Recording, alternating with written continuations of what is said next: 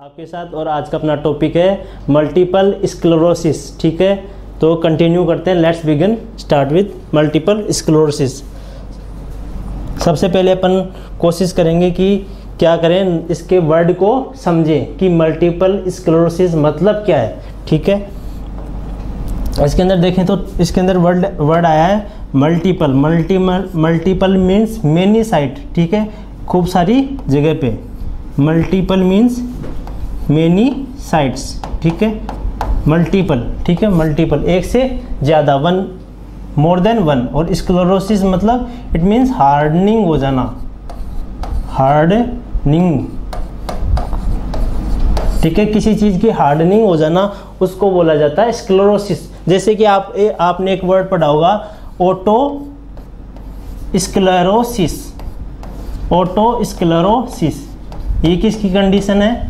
ये एक ईयर की कंडीशन है।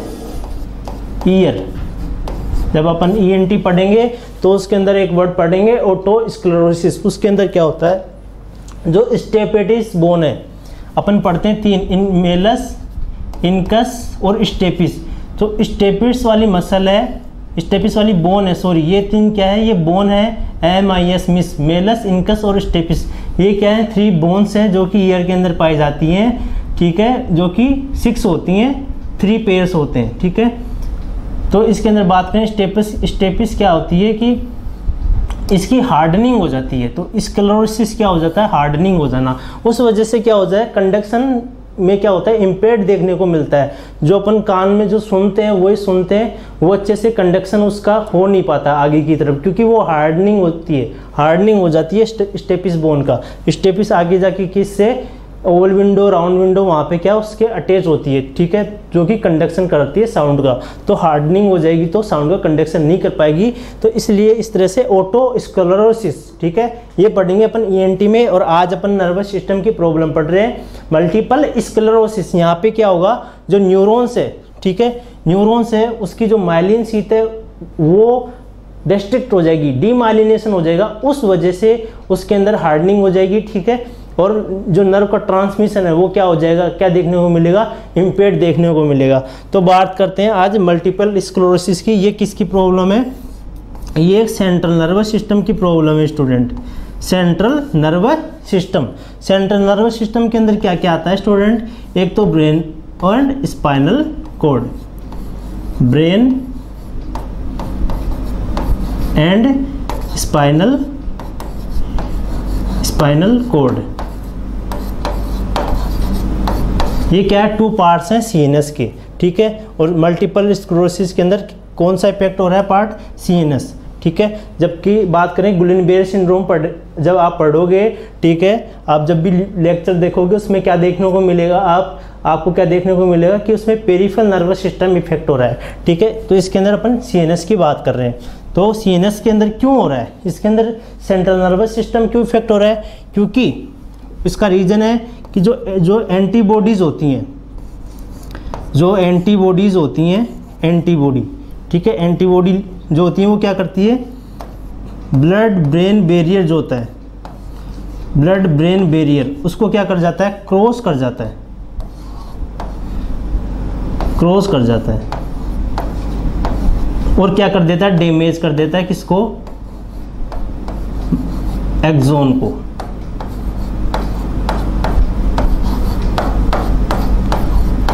एक्सोन या और माइलिन शीथ, माइलिन शीथ।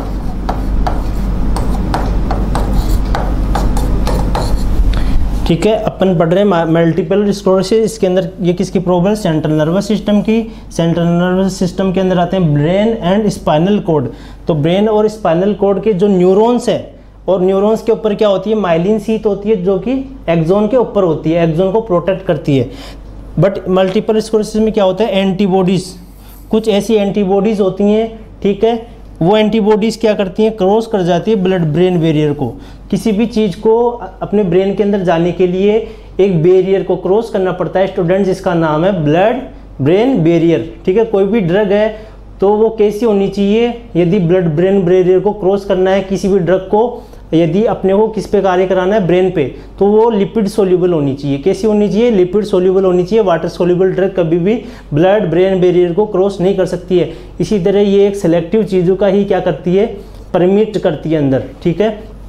तो ये एक बैरियर की तरह कार्य करता है, ठीक है। एक लेयर है, ब्लड ब्रेन बैरियर क्या एक बैरियर है जो कि, बट इसमें क्या होता है, मल्टीपल स्क्लेरोसिस में क्या होता है, जो एंटीबॉडीज़ होती हैं वो क्या करती हैं, क्रॉस कर जाती है स्टूडेंट और डैमेज कर देती है ब्रेन और स्पाइनल कॉर्ड की एक्सोन और माइलिन वाले पार्ट को क्या करती है, डैमेज कर देती है।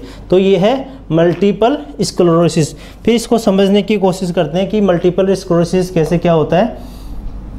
अपने को डिफ्रेंशिएशन करना है, ठीक है। डिफ्रेंशिएशन यदि देखें, एक तरफ अपन देखेंगे GBS का, एक तरफ देखेंगे मल्टीपल स्क्लेरोसिस का, अपने को साथ साथ देखना है, ठीक है। एक तरफ मैं आपको GBS का शो करूंगा, क्योंकि हमेशा किसी भी डिजीज़ को पढ़ते हैं तो उसको डिफ्रेंशिएशन करना आना चाहिए, वरना आपका वो कॉन्सेप्ट क्लियर नहीं होगा। सेकंड है मल्टीपल स्क्लेरोसिस, जो कि अपन अभी पढ़ रहे हैं। प्रेजेंट में अपनी जो प्रॉब्लम चल रही है वो चल रही है मल्टीपल स्क्लेरोसिस, ठीक है। अपने को डिफ्रेंशिएशन करना है, क्योंकि ये, अब देखो आप समझने की कोशिश करना, इसके अंदर देखने को मिलता है डिसेंडिंग पैरालिसिस। किसके अंदर बोला स्टूडेंट मैंने, मल्टीपल स्क्लेरोसिस के अंदर डिसेंडिंग पैरालिसिस। और डिसेंडिंग पैरालिसिस कैसे देखने को मिलेगा, आपको इधर ध्यान देना है, ठीक है। ये क्या है, एक मैंने हेड बना दिया, ठीक है। हेड के बाद नेक बना दिया, ये ट्रंक हो गया और ये लेग्स हो गए, ठीक है। ये हेड है, हेड, नेक और ये आर्म, ये हो गए आर्म, आर्म हो गए। ये हो गया ट्रंक, ट्रंक, ये हो गए लेग्स। क्लियर है, अच्छे से दिख रहा है ये आपको इमेज, ठीक है। तो हेड, नेक, आर्म, ट्रंक और लेग। तो मल्टीपल स्क्लेरोसिस में जो पैरालिसिस देखने को मिला है कि क्या होता है, इसमें डीमाइलिनेशन हो जाता है नर्व सेल का, ठीक है, जो कि सेंट्रल नर्वस सिस्टम की, ब्रेन और स्पाइनल कॉर्ड की जो न्यूरॉन्स है उनकी माइलिन शीथ क्या हो रही है, उनका डिस्ट्रक्शन हो रहा है, ठीक है। उस वजह से इसके अंदर डिसेंडिंग पैरालिसिस देखने को मिलेगा। तो डिसेंडिंग का मतलब है कि जो हेड वाला पार्ट है, हेड से और नीचे की तरफ, ग्राउंड लेवल की तरफ, तो ये होता है डिसेंडिंग पैरालिसिस की। सबसे पहले इसमें ये हेड वाले पार्ट में देखने को मिलेगा, फिर सेकंड नंबर पे नेक वाले पार्ट में देखने को मिलेगा, थर्ड नंबर पे पैरालिसिस फिर आर्म्स में होगा और फिर ट्रंक में होगा, और लास्ट में कहाँ पे होगा स्टूडेंट्स, लास्ट में कहाँ पे होगा, इसके लेग्स में, ठीक है। तो आपको ये क्लियर होना चाहिए कि किस तरह से होता है डिसेंडिंग पैरालिसिस। आपको समझ में आ गया इमेज के थ्रू। अब GBS में क्या होता है, ये पेरिफेरल नर्वस सिस्टम की प्रॉब्लम है, पेरिफेरल नर्वस सिस्टम PNS। इसके अंदर दो चीज़ पढ़ते हैं अपन स्टूडेंट, एक तो cranial nerve, cranial and spinal, spinal nerves, cranial nerves and spinal nerves, ठीक है। ये पढ़ते हैं। क्रेनियल नर्व्स कितनी होती हैं, 12 पेयर, ठीक है। ये होती हैं स्पाइनल 31 पेयर्स, ठीक है। इस तरह से अपन ने बात कर ली। अब क्या देख रहे हैं अपन, डिफ्रेंशिएशन कर रहे हैं। फिर बात करें GBS के अंदर क्या होता है, असेंडिंग पैरालिसिस होता है। कौन सा पैरालिसिस, असेंडिंग। अब असेंडिंग कैसा होगा, जस्ट अपोजिट, जैसा मल्टीपल स्क्लेरोसिस में होता है उसके जस्ट अपोजिट इसके अंदर देखने को मिलेगा। तो इसके अंदर सबसे पहले कौन सा इफेक्ट पोर्शन होगा, इसके अंदर हेड हो रहा है तो इसके अंदर सबसे पहले लेग होगा, लेग वाला पोर्शन क्या होगा, इफेक्ट होगा। जैसे कि ये एक बच्चा है, ठीक है, इसका हेड पार्ट हो गया, ये नेक पार्ट हो गया, ये ट्रंक हो गया, ट्रंक के बाद ये इसके लेग हो गए, ये इसके हैंड हो गए। क्लियर है, समझ में आ रहा है आपको, दिख रहा है अच्छे से। ये है हेड, ठीक है, ये नेक, आर्म, ट्रंक,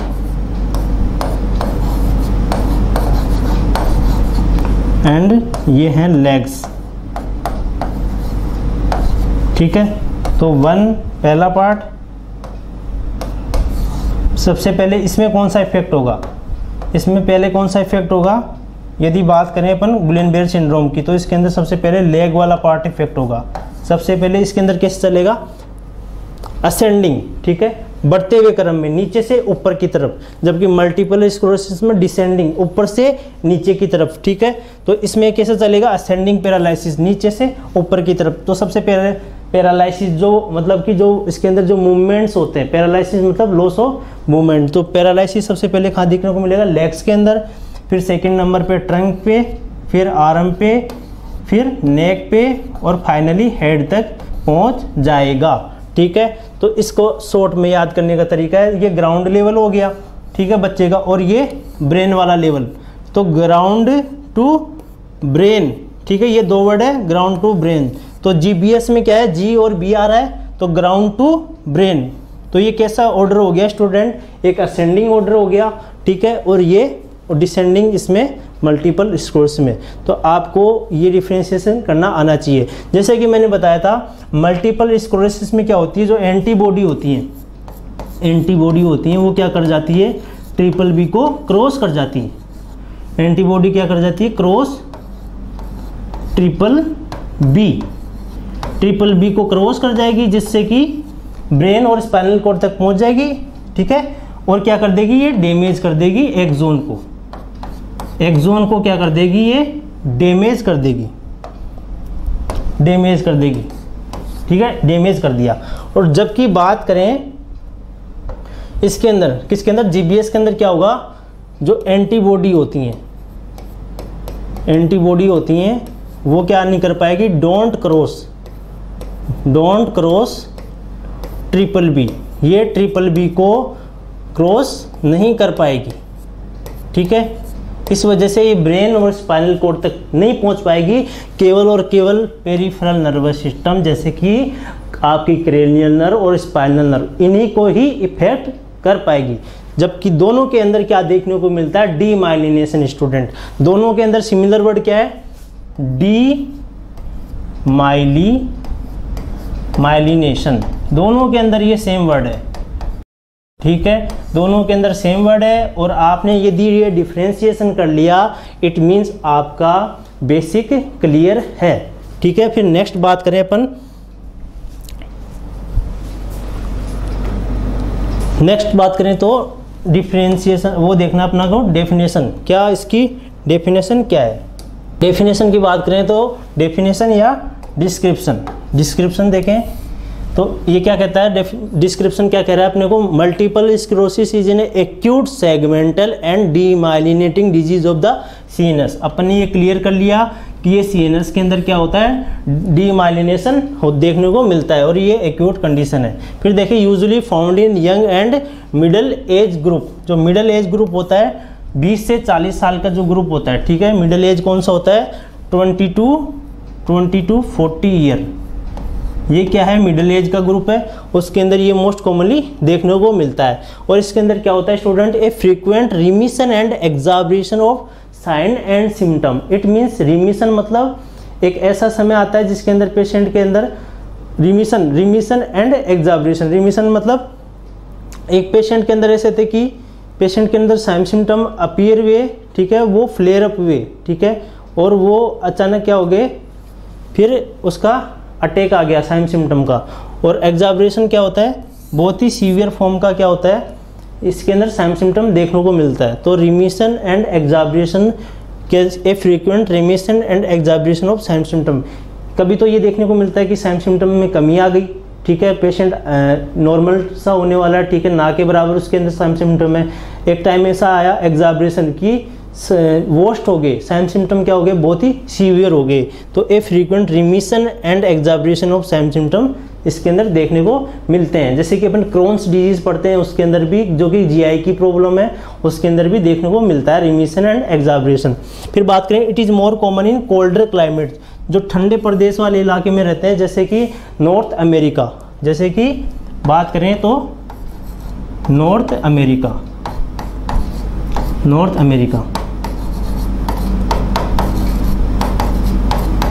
जैसे कि एग्जाम्पल ले लें कनाडा का,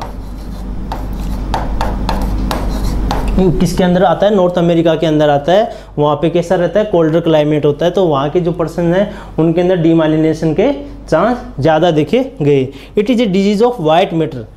वाइट मैटर की ये प्रॉब्लम है, क्योंकि एक्सोन वाला पार्ट होता है वो कैसा होता है, वाइट होता है स्टूडेंट, ठीक है, कैसा होता है, वाइट होता है। जबकि जो सेल वाला पार्ट है, न्यूरॉन्स के अंदर जो सेल वाला पार्ट है, ऊपर वाला पार्ट, वो कैसा होता है, ग्रे होता है।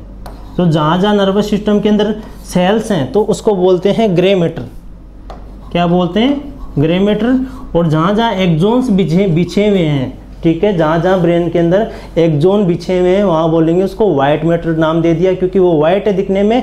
और जो सेल, जहाँ पे सेल वाला पार्ट है, ठीक है, न्यूरॉन्स का जो सेल वाला पार्ट है जहाँ पे भी है, उसको ग्रे मैटर नाम दे दिया। तो अपन ने माइलिन शीथ कहाँ पे होती है, ये से न्यूरॉन्स होता है, फिर ये एक्सोन वाला पार्ट है, ये सेल वाला पार्ट आगे की तरफ, ठीक है। तो यहाँ पे ये माइलिन शीथ है, ये किस पे है, एक्सोन पे है, ठीक है। तो ये एक्सोन है, तो वाइट मैटर डिजीज है, क्लियर है। फिर बात करें most common type of RRMS, ये मोस्ट इंपॉर्टेंट क्वेश्चन है, आपके अपकमिंग एग्जाम में देखा जा सकता है। तो ये RRMS, ठीक है, ये क्या है, इसके बारे में अपन अभी नेक्स्ट डिस्कस करते हैं।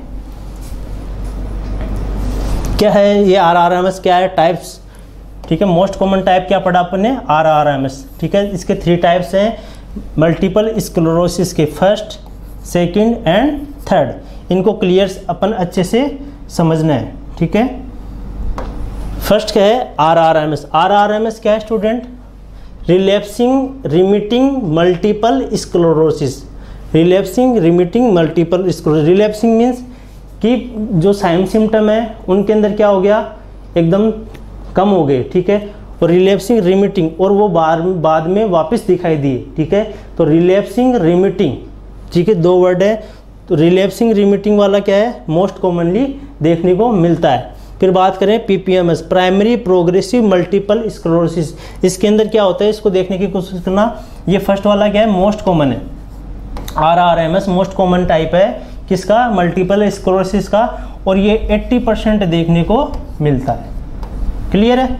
फिर बात करें अपन सेकंड टाइप का, सेकंड टाइप का है PPMS, primary progressive multiple sclerosis. इसको कैसे समझना है, लुक एट द बोर्ड, ठीक है। ये क्या किया मैंने, एक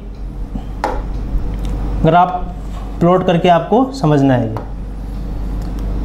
नीचे वीक्स लिख देते हैं, ठीक है, और वीक्स इधर साइन सिम्टम। और जैसे कि एक फर्स्ट वीक आया, सेकंड वीक में फिर इंक्रीज हुआ, फिर इंक्रीज हुआ, फिर इंक्रीज हुआ, फिर इंक्रीज हुआ। इस तरह से यदि साइन सिम्टम इंक्रीज होते जाते हैं पर वीक, ठीक है, फर्स्ट वीक में इतने हुए, फिर साइन सिम्टम और इंक्रीज हुए, देन इंक्रीज, इस तरह से होते हुए हर वीक ये यदि इंक्रीज होते जा रहे हैं, ठीक है, हर वीक इंक्रीज होते जा रहे हैं, इसको बोला प्राइमरी प्रोग्रेसिव। फिर बात करें ये प्राइमरी प्रोग्रेसिव कैसा है, ये बहुत ही सीवियर टाइप का है, सीवियर टाइप का है, बहुत ही डेंजरस है। इसका कोई ट्रीटमेंट नहीं है, नॉट ट्रीटमेंट, इसका कोई ट्रीटमेंट भी नहीं है, क्योंकि ये पर वीक क्या है, इंक्रीज होता ही जा रहा है। इसके अंदर कोई रिलैप्सिंग या रिमिटिंग वाला कंडीशन है ही नहीं। पेशेंट के अंदर ऐसे नहीं है कि साइन सिम्टम कम हुए, ज़्यादा हुए, इसके अंदर तो क्या है, ज़्यादा ही होते जा रहे हैं, बढ़ते जा रहे हैं, प्रोग्रेस ही होती जा रही है, ठीक है। कभी इसके अंदर उतार चढ़ाव यदि देखने को मिलेंगे तो उसको बोल देंगे प्राइमरी। ये फर्स्ट पढ़ा रिलैप्सिंग रिमिटिंग, सेकंड पढ़ा अपन ने प्राइमरी प्रोग्रेसिव मल्टीपल स्क्लेरोसिस, और थर्ड है अपना अब सेकेंडरी प्रोग्रेसिव मल्टीपल स्क्लेरोसिस। इसके अंदर क्या होगा, सेकेंडरी के अंदर इस तरह से अपन एक ग्राफ प्लॉट करेंगे। इसके अंदर क्या होता है कि जैसे मान लो पिछले ईयर के अंदर तो क्या है, पेशेंट के अंदर यदि साइन सिम्टम क्या है, एकदम पहले तो इंक्रीज हुए, धीरे धीरे इंक्रीज हुए, फिर धीरे धीरे डिक्रीज होते होते नाक के बराबर हो गए साइन सिम्टम, बहुत ही कम हो गए, बहुत ही कम माइन्यूट साइन सिम्टम देखने को मिले। फिर क्या हुआ, नेक्स्ट ईयर अचानक क्या हो गए, प्रोग्रेसिवली इंक्रीज हुए, ठीक है, इंक्रीज होते होते होते इंक्रीज हो गए, ठीक है। इस तरह से यदि मान लो किसी के पेशेंट के 2019 के अंदर क्या है, मल्टीपल स्क्लेरोसिस हुआ, और उसके अंदर इस तरह से साइन सिम्टम स्टार्ट हुए देखने को मिले, इस तरह से साइन सिम्टम इंक्रीज हुए, एक टाइम ज़्यादा इंक्रीज हो गए, फिर वो डिक्रीज होते होते नाक के बराबर हो गए। फिर नेक्स्ट ईयर अब यहाँ पे बिल्कुल एकदम प्रॉब्लम सोल्व हो गई, ठीक है, ना के बराबर हो गए सेम सिम्टम। और फिर नेक्स्ट ईयर क्या हुआ, उसके अंदर क्या देखने को मिला, प्रोग्रेशन देखने को मिला सेम सिम्टम के अंदर, इस तरह से प्रोग्रेशन देखने को मिला, ठीक है। तो उसको बोलेंगे सेकेंडरी प्रोग्रेसिव मल्टीपल स्क्लेरोसिस। और ये कितना परसेंट देखने को मिलता है, 10% देखने को मिलता है स्टूडेंट। कितना परसेंट, 10%। कौन सा, सेकेंडरी प्रोग्रेसिव मल्टीपल स्क्लेरोसिस। जबकि प्राइमरी प्रोग्रेसिव क्या है, बहुत ही रेयर है, बहुत ही कम चांस है, बट कैसा है, सीवियर है और उसका कोई ट्रीटमेंट नहीं है, क्योंकि इसके अंदर प्रोग्रेसिवली इंक्रीज होता जाता है। कोई भी मतलब कि एक ऐसा टाइम नहीं आता जिसके अंदर कम हो, ठीक है, सेम सिम्टम कम होने का नाम नहीं लेता, कहने का मतलब ये है, ठीक है। तो ये 3 हो गए, 3 टाइप्स हो गए किसके, मल्टीपल स्क्लेरोसिस के। अब नेक्स्ट बात करें इसकी, नेक्स्ट बात करें तो कोजेस की। कोजेस के अंदर क्या कोजेस है मल्टीपल स्क्लेरोसिस के, Epstein Barr virus. Epstein Barr virus कैसा वायरस है, ये हर्पिस टाइप HSV टाइप 4 है। HSV टाइप 4 को क्या बोला जाता है, एप्स्टीन बार वायरस बोला जाता है। इसकी वजह से मोनोन्यूक्लियोसिस होता है, जिसको किसिंग डिजीज कहा जाता है, ठीक है। तो इसी की वजह से क्या देखने को मिलता है, मल्टीपल स्क्लेरोसिस भी इसकी वजह से होता है। और एक कंडीशन पढ़ते हैं अपन, कैंसरस कंडीशन होजकिंस लिम्फोमा, उसके अंदर भी एप्स्टीन बार वायरस का अपन पढ़ते हैं। तो इस तरह से एप्स्टीन बार वायरस काफ़ी कंडीशंस के अंदर ये पॉजिटिव एजेंट है। तो Epstein Barr virus multiple sclerosis में भी अपन पढ़ रहे हैं, तो मोस्ट कॉमन कोज है। फिर नेक्स्ट बात करें ऑटो इम्यून कोज, क्योंकि इसके अंदर एंटीबॉडीज बन जाती है न्यूरॉन्स की माइलिन शीथ के अगेंस्ट, जिसकी वजह से माइलिन शीथ क्या हो जाती है, डिस्ट्रिक्ट हो जाती है और डीमाइलिनेशन हो जाता है। तो ऑटोइम्यून कोज है। तो देखे जाए इसके अंदर क्रोमोसोम नंबर 6 है, वो क्या होता है, इफेक्ट होता है। जो अपने अंदर क्रोमोसोम नंबर 6 होता है वो क्या होता है, इफेक्ट होता है ऑटोइम्यून कोज के कारण। तो ये 2 कोजेज हैं, जिसकी वजह से क्या देखने को मिला, मल्टीपल स्क्लेरोसिस क्या है देखने को मिला। फिर नेक्स्ट बात करें अपन रिस्क फैक्टर की। रिस्क फैक्टर क्या होते हैं स्टूडेंट, रिस्क फैक्टर उन्हें बोला जाता है जिनसे क्या होगा, कोई भी डिजीज कंडीशन होने के चांस होते हैं, ठीक है। कोज तो क्या एग्जैक्ट कोज है कि उसके कारण हुआ है, रिस्क फैक्टर में क्या होता है, चांस कि इससे हो भी सकता है, नहीं भी हो सकता। तो स्ट्रेस लेने की वजह से भी क्या होता है, लंबे समय तक स्ट्रेस लेंगे तो जो बॉडी के न्यूरॉन्स है उन पे स्ट्रेस पड़ेगा, हार्मोनल इम्बेलेंस होगा, उस वजह से जो माइलिन शीथ है ऊपर एक्सोन के ऊपर वो क्या हो जाएगी, डिस्ट्रैक्ट हो जाएगी, वो क्या हो जाएगी, डिस्ट्रैक्ट हो जाएगी इस तरह से।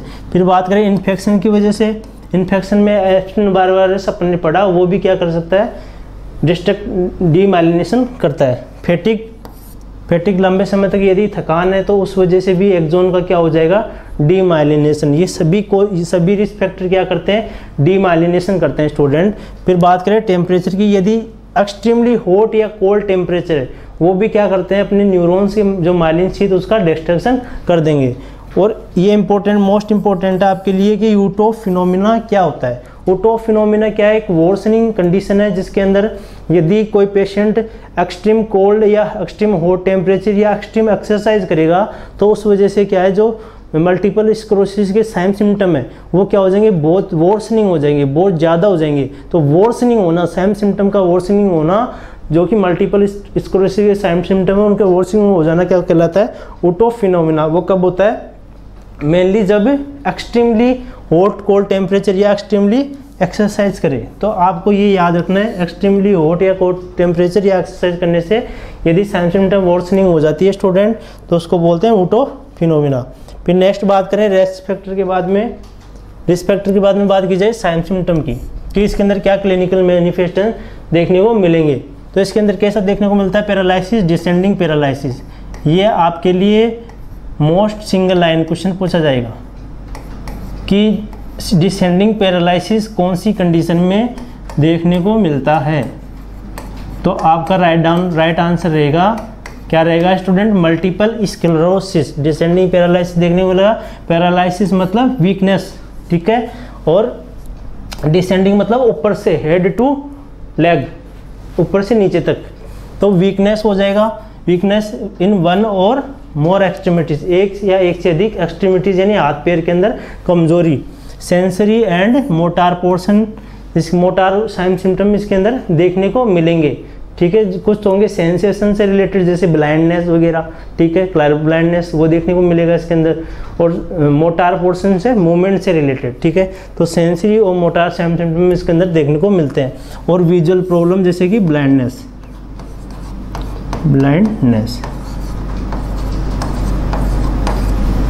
फिर बात करें लैरमिट साइड, ये मोस्ट इंपॉर्टेंट साइन है किसके अंदर, मल्टीपल स्क्लेरोसिस के अंदर मोस्ट कॉमन ये साइन है, ठीक है। मोस्ट कॉमन मतलब ये मोस्ट इंपॉर्टेंट है, आपको पढ़ना है, ठीक है, कि लैरमिट साइन क्या होता है। इसका अनदर नेम है barber chair sign student, barber chair sign. इसके अंदर क्या होता है कि जब पेशेंट यदि पेशेंट के मल्टीपल स्क्लेरोसिस है और वो अपने हेड अपने नेक को क्या करता है, फ्लैक्स और एक्सटेंस करता है। जब फ्लैक्शन और एक्सटेंशन करेगा उस वजह से क्या होगा, नेक के क्या है जो न्यूरॉन्स है उनके माइलिन शीथ क्या हो चुकी है, उनका डीमाइलिनेशन हो चुका है। उस वजह से वहाँ पे इरिटेशन होगा और इलेक्ट्रिकल शॉक जैसा फील होगा। कैसा फील होगा, इलेक्ट्रिकल शॉक जैसा फील होगा, इलेक्ट्रिकल शॉक जैसा फील होगा। तो कहाँ पे होगा, इस तरह से ये आपके सामने ये इमेज है, इस तरह से ये हेड है, ये नेक है पेशेंट की। इसको यदि फ्लैक्स एक्सटेंस करेगा तो यहाँ की जो न्यूरॉन्स है उनका डीमाइलिनेशन हो रखा है और वहाँ पे इरिटेशन होगा और इलेक्ट्रिकल शॉक जैसा फील होगा, इलेक्ट्रिक शॉक। तो इसलिए इसको बोला गया बार्बर चेयर साइन, क्योंकि जब अपने सैलून पे जाते हैं अपने हेयर्स को कटिंग कराने के लिए, तो बैक साइड से यदि बार्बर को क्या करना है, कट करना है हेयर को, तो अपने को बोलेगा कि आप फ्लैक्स करो हेड को। तो फ्लैक्स करने पे क्या होगा, वो इरिटेट होंगे न्यूरॉन्स, जो एक्सोन्स हैं उनके ऊपर माइलिन शीथ नहीं है तो वो इरिटेट होंगे और वहाँ पे फिर वापस जैसे एक्सटेंस करेगा ना पेशेंट तो उसके अंदर इलेक्ट्रिकल शॉक जैसा फील होगा, ठीक है। तो उसे बोलते हैं, पेन भी होगा तो उसे बोलते हैं sudden and severe neck pain after flexing and extending of the neck due to involvement of dorsal column of cervical cord by multiple sclerosis। इसको बोलते हैं बार्बर चेयर साइन। फिर बात करें मोस्ट कॉमनली इन्वॉल्व एरिया कौन कौन सा होता है इसके अंदर स्टूडेंट, मल्टीपल स्क्लेरोसिस के अंदर सेरेब्रम एंड स्पाइनल कॉर्ड। मैंने आपको बताया कि मल्टीपल स्क्लेरोसिस एक सीएनएस की प्रॉब्लम है स्टूडेंट, सेंट्रल नर्वस सिस्टम की। तो सेंट्रल नर्वस सिस्टम के दो पार्ट हैं, ब्रेन एंड स्पाइनल कॉर्ड। और ब्रेन का लार्जेस्ट पार्ट कौन सा है, सेरेब्रम। ये क्वेश्चन आ चुका है काफ़ी बार आपके एग्जाम्स के अंदर, एम्स के अंदर पूछा गया है कि largest part of the brain. तो राइट आंसर आपका सेरेब्रम। तो सेरेब्रम और स्पाइनल कॉर्ड क्या होते हैं, इसके अंदर रहेंगे क्योंकि ये सीएनएस के पार्ट है। और ऑप्टिक नर्व, क्योंकि ब्लाइंडनेस भी देखने को मिल रहा है। ऑप्टिक कौन सी नर्व है, सेकेंड क्रेनियल नर्व है। ओल्फैक्टरी फर्स्ट है, सेकेंड ऑप्टिक। तो ऑप्टिक नर्व इफेक्ट होगी तो ब्लाइंडनेस देखने को मिलेगा।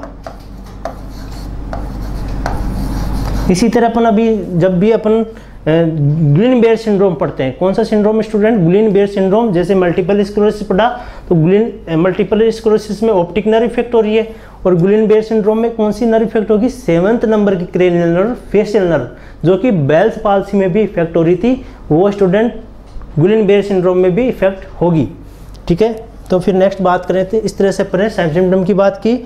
अब नेक्स्ट बात करते हैं साइन सिम्टम के बाद में आ गया अपना डायग्नोसिस कि किस तरह से इस प्रॉब्लम का अपन पता कर सकते हैं। ऐसी कौन कौन सी जांचें हैं, तो फर्स्ट है एमआरआई, मैग्नेटिक रेजोनेंस इमेजिंग। कौन सी, मैग्नेटिक रेजोनेंस इमेजिंग, एमआरआई। ये एक बेस्ट टेस्ट है। मैग्नेटिक रेजोनेंस इमेजिंग क्या है, बेस्ट टेस्ट है। ये किस में हेल्प करेगा, help in demonstrate damage to triple B, क्योंकि इसके अंदर क्या होता है, मल्टीपल स्क्लेरोसिस में क्या देखने को मिला था, जो एंटीबॉडी है वो क्या कर जाती है, क्रॉस कर जाती है। किसको क्रॉस कर जाएगी, ट्रिपल बी को। Triple B blood brain barrier, ठीक है। उसको क्रॉस करने से क्या हो जाएगा, क्या किसको डैमेज कर देगी, डैमेज कर देगी एक्सोन को, ठीक है, एक्सोन को डैमेज कर देगा। तो एक्सोन को डैमेज करने के बाद वहां पे क्या देखने को मिलेंगे, प्लेक्स बन जाएंगे वहां पे, ठीक है।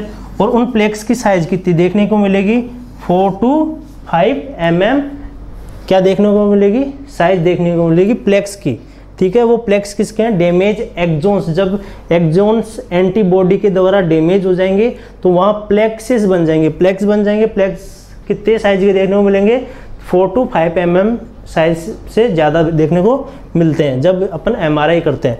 और एमआरआई जब करते हैं तो एक अपीयरेंस देखने को मिलता है, उसको बोला जाता है डाउसन फिंगर अपीयरेंस। क्या बोला जाता है student, Dawson finger appearance, finger appearance,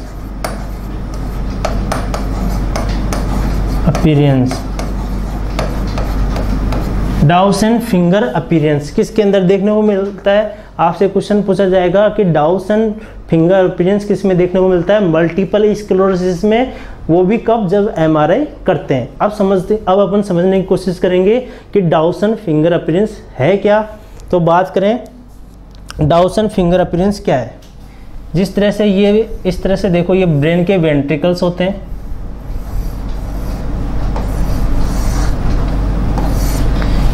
ठीक है।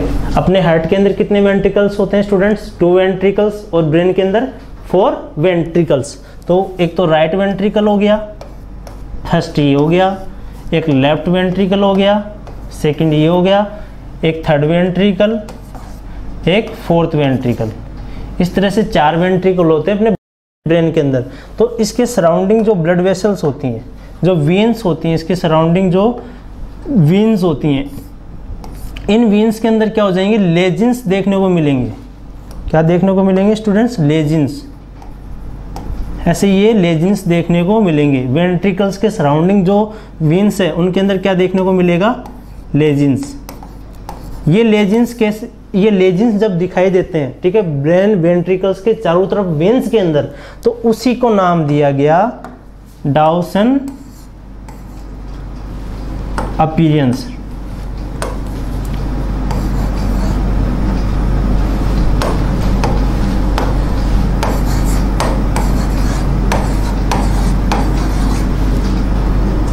डाउसन्स फिंगर, ठीक है, या डाउसन फिंगर या प्लेक।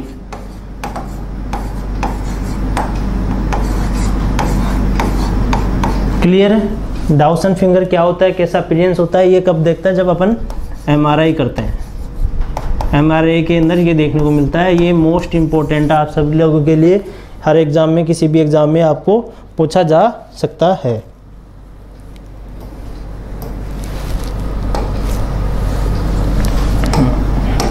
फिर बात करें ये था बेस्ट टेस्ट। यदि आपसे क्वेश्चन पूछा जाए बेस्ट टेस्ट कौन सा है मल्टीपल स्क्लेरोसिस के लिए, तो आपको राइट करके आना है एमआरआई। फिर यदि आपसे क्वेश्चन पूछ लिया जाए नेक्स्ट क्वेश्चन कि इन्वेस्टिगेशन ऑफ चॉइस क्या है, तो बेस्ट आंसर जाएगा anti NMO antibody. N means क्या होता है, neuro, M means myelitis, and O means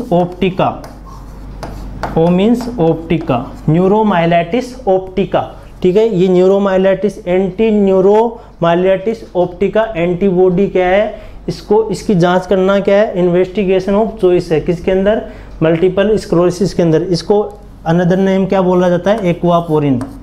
क्या बोला जाता है स्टूडेंट, एक्वापोरिन। इसको एक्वापोरिन भी बोला जाता है। तो ये क्या है, इसके अंदर डायग्नोसिस है, इसके अंदर मल्टीपल स्क्लेरोसिस के अंदर।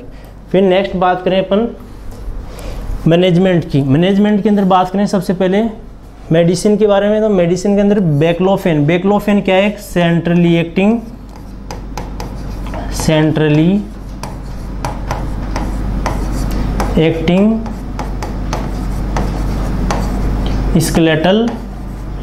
Skeletal muscle relaxant.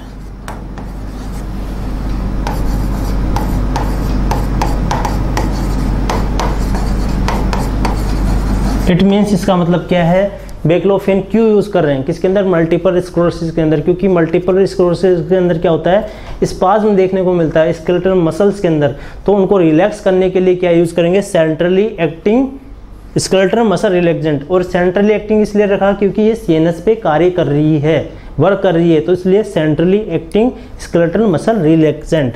फिर बात करें इंटरफेरोन्स, इंटरफेरोन्स कौन से रूट से लगते हैं, आईएम रूट से दिए जाते हैं। इंटरफेरोन्स पर वीक, कैसे, पर वीक इसको दिया जाता है, ठीक है, हर वीक आईएम। फिर बात करें ये क्या करती है, ये जो वायरल रेप्लिकेशन है उसको इनहिबिट करती है, जो वायरस का जो रेप्लिकेशन होता है, रेप्लिकेशन उसको क्या करती है, इनहिबिट करती है। कौन, इंटरफेरोन, क्योंकि एप्स्टीन बार वायरस इसका मोस्ट कॉमन कोज है, तो वायरल कोज इसके अंदर इंटरफेरोन्स का अपन क्या करते हैं, यूज करते हैं। तो अब बात करें कि ये कितने टाइप्स के होते हैं इंटरफेरोन्स। इंटरफेरोन्स 3 टाइप के होते हैं स्टूडेंट्स, अल्फा, बीटा और गामा।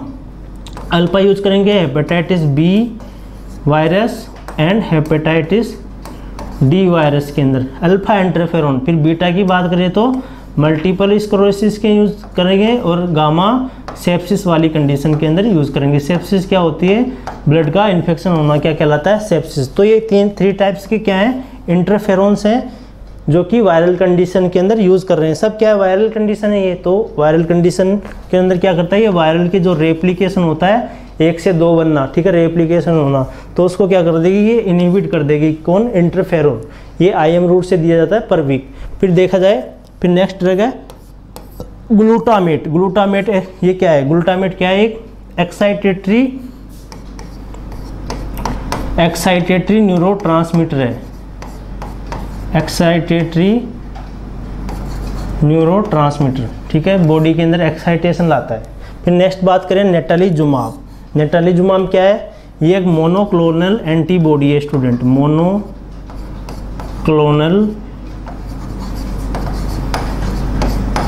एंटीबॉडी, ठीक है। ये भी किसके अंदर यूज करते हैं, ये अपनी जो गैस्ट्रो की प्रॉब्लम होती है, क्रोन्स डिजीज, ठीक है, कोलन वाले पार्ट की होती है क्रोन्स डिजीज, तो उसके अंदर भी क्या यूज करते हैं अपन, नेटालीजुमाब यूज करते हैं। जिस वर्ड के पीछे जुमैब वर्ड आ जाए, जुमैब, वो क्या है, एक मोनोक्लोनल एंटीबॉडी है, नेटालीजुमाब। फिर बात करें इम्यूनोथेरेपी यूज करना है, और इम्यूनोथेरेपी क्या है, इसके अंदर ड्रग ऑफ चॉइस है, और वो भी कौन सी वाली, IV methyl prednisolone. IV methyl prednisolone क्या है, ड्रग ऑफ चॉइस है। मोस्ट इंपॉर्टेंट क्वेश्चन है, आपसे पूछा जाएगा कि मल्टीपल स्क्लेरोसिस के अंदर ड्रग ऑफ चॉइस क्या है। जिस तरह से ट्राइजेमिनल न्यूरैल्जिया के अंदर क्या था स्टूडेंट्स, कार्बामाजिपिन, जो कि एक एंटी एपिलेप्टिक या एंटी कन्वर्जेंट ड्रग थी, ठीक है। उसी तरह मल्टीपल स्क्लेरोसिस के अंदर जो ड्रग ऑफ चॉइस है वो कौन सी है, IV मिथाइल प्रेडनिसोलोन, ठीक है। फिर बात करें IV इम्यूनोग्लोबिन भी इसके अंदर यूज करते हैं, क्योंकि ऑटोइम्यून कोज है इसके लिए।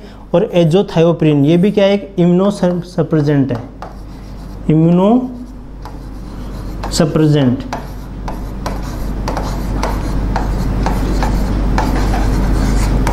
ये भी इम्यून को सप्रेसेंट करेगी और डिजीज को रोकेगी, ठीक है।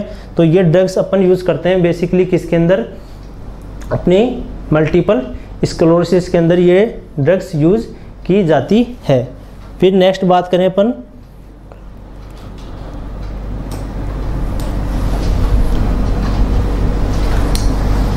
Potential complication. ऐसे कौन से कॉम्प्लिकेशन है जो कि बहुत ही पोटेंशियल है, किसके अंदर, मल्टीपल स्क्लेरोसिस के अंदर पोटेंशियल, ठीक है। वो कौन से हैं, रिस्क ऑफ फॉल, पेशेंट गिर सकता है, पेशेंट के फॉल डाउन होने के चांस हैं, क्योंकि एक्सट्रीमिटीज़ के अंदर क्या है, हाथ पैर, उनके अंदर क्या देखने को मिला है, इसके अंदर वीकनेस देखने को मिला है, ठीक है। एक्सट्रीमिटीज़ के अंदर वीकनेस है तो पेशेंट गिर सकता है, फॉल डाउन के चांस है। तो आपसे क्वेश्चन क्या पूछा जा सकता है स्टूडेंट कि fall down, fall risk assessment के लिए कौन सा स्केल यूज करते हैं, तो आपका राइट आंसर क्या रहेगा, क्या रहेगा स्टूडेंट्स, आपका right Morris scale.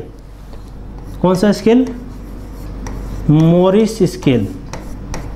Morris scale किसके अंदर यूज करते हैं, रिस्क, फॉल रिस्क असेसमेंट के लिए मॉरिस स्केल यूज करते हैं, ठीक है। ये आपके लिए मोस्ट इंपॉर्टेंट, अपकमिंग एग्जाम के लिए मोस्ट इंपॉर्टेंट क्वेश्चन है।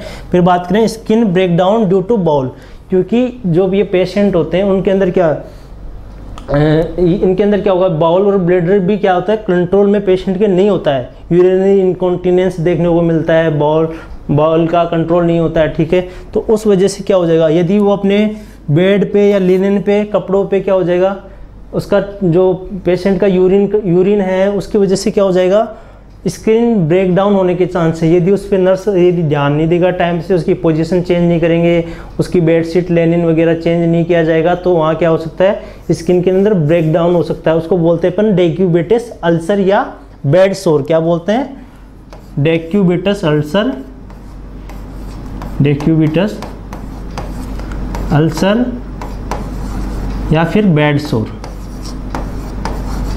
किसको बोला जाता है, ये जब अपना स्किन ब्रेक डाउन हो जाए। तो इसके लिए कौन सा स्केल यूज़ करते हैं स्टूडेंट, इसके लिए जो स्केल यूज़ करते हैं उसको बोला जाता है ब्रेडन स्केल। कौन सा स्केल, ब्रेडन स्केल। तो आपके लिए दूसरा स्केल आ गया, ठीक है, कि ब्रेडन स्केल किसके लिए यूज़ करते हैं, B for bed sore, B for Braden scale. किसके लिए, स्किन ब्रेकडाउन को चेक करने के लिए, और Morris scale for risk assessment के लिए। फिर बात करें इसके अंदर क्या हो जाएगा, ये पोटेंशियल बहुत ही खतरनाक ये क्या है, कॉम्प्लिकेशन है मल्टीपल स्क्लेरोसिस के। ये फिर ब्लैडर इनकॉन्टिनेंस, मतलब उसका यूरिन उसका कंट्रोल में नहीं रहेगा, फैटिगनेस रहेगी, ट्रिमोर रहेंगे, हाथ पैर में कंपन हो जाना, वीकनेस इन द एक्सट्रीमिटीज जिसकी वजह से वो गिर सकता है, और डबल विजन। डबल विजन को क्या बोला जाता है स्टूडेंट्स, डिप्लोपिया। डिप्लोपिया ऐसी कंडीशन है जिसके अंदर पेशेंट को क्या दिखाई देता है, डबल विजन, क्योंकि इसके अंदर ऑप्टिक नर्व भी इफेक्ट हो रही है, आपको मैंने बताया। फिर नेक्स्ट अपन बात करें, नेक्स्ट चलें तो nursing management, most important management हर डिजीज के अंदर। अपन बात करें मेडिकल सर्जिकल नर्सिंग के अंदर, तो आपके लिए यदि आप क्या चाहते हो कि एनक्लेक्स के क्वेश्चन सोल्व हो जाएं आपसे, यदि आप ऐसा चाहते हो तो आपको क्या करना पड़ेगा, नर्सिंग मैनेजमेंट पे बेसिकली बहुत अच्छे से ध्यान देना है यदि आपको एनक्लेक्स के क्वेश्चन सोल्व करने हैं, ठीक है। तो फर्स्ट पॉइंट कह रहा है कि बेक्लोफेन क्या है, is a centrally acting muscle relaxant है that help relieve the muscle spasm common in multiple sclerosis. जो कि किसी के अंदर है, मसल स्पाज्म कॉमनली किसके अंदर देखने को मिलता है, मल्टीपल स्क्लेरोसिस वाले पेशेंट के अंदर देखने को मिलता है। तो उस स्पाज्म को दूर करने के लिए centrally acting skeletal muscle relaxant use करेंगे। इसका नाम है, क्या नाम है स्टूडेंट, बेक्लोफेन, ये बेक्लोफेन, ठीक है। फिर नेक्स्ट बात करेंगे अपन, व्हेन ए क्लाइंट एक्सपीरियंसेस, यदि जब क्लाइंट एक्सपीरियंस करे, फील करे, ठीक है, एक्सपीरियंस करे spontaneous remissions from time to time, then the nurse is difficult to evaluate the effectiveness of the drug that the client use, ठीक है। पेशेंट के अंदर मल्टीपल स्क्लेरोसिस वाले के अंदर कौन सा पढ़ा था अपन ने, relapsing remitting multiple sclerosis, RRMS अपन ने पढ़ा। Most common type of multiple sclerosis होता है कौन सा, RRMS क्या है, मोस्ट कॉमन टाइप है, ठीक है, मोस्ट कॉमन टाइप है। तो इसके अंदर रिलैप्सिंग रिमिटिंग हो रहा है, तो बार बार पेशेंट के अंदर सिम्टम चढ़ते हैं, इंक्रीज होते हैं, डिक्रीज होते हैं। इस वजह से पेशेंट के अंदर नर्स को जब ड्रग दे रहे हैं तो ड्रग का इफेक्टिवनेस चेक करने के अंदर प्रॉब्लम आ सकती है। तो यही ये लाइन कहना चाह रही है। फिर नेक्स्ट बात करें कि मल्टीपल स्क्लेरोसिस वाले पेशेंट को क्या बोलेंगे, asking the client to speak louder when tired is contraindicated. Patient क्या होता है, जो मल्टीपल स्क्लेरोसिस का पेशेंट है, ये लाइन ये कहना चाह रही है कि जब पेशेंट क्या हो जाता है, थक जाता है, ठीक है, उसके अंदर थकान हो जाता है, टायर्ड हो जाता है, जल्दी टायर्ड हो जाता है मल्टीपल स्क्लेरोसिस का पेशेंट, तो नर्स को उसको कभी भी ज़बरदस्ती नहीं करना है कि आप लाउड बोलें, तेज़ बोलें, इस तरह से कभी भी नहीं बोलना है। ये कॉन्ट्रा इंडिकेटेड है, क्योंकि पेशेंट क्या हो जाता है, फेटिग हो जाता है, इसके अंदर थक जाता है, ठीक है। तो इसलिए वीकनेस आने की वजह से थकान आती है।